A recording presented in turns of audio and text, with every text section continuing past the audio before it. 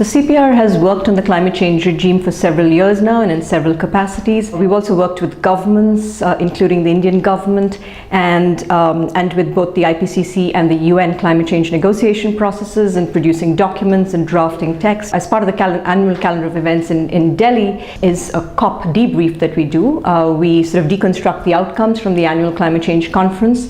This year we plan to go beyond just deconstructing the outcomes of the latest climate change conference to actually looking at the future of the international climate change regime more broadly.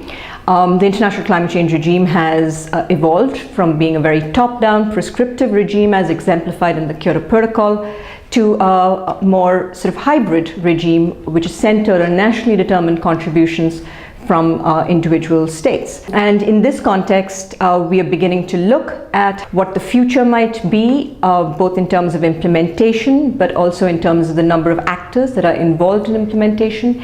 And to consider this question about the future of the international climate change regime, we put together an exciting panel for you.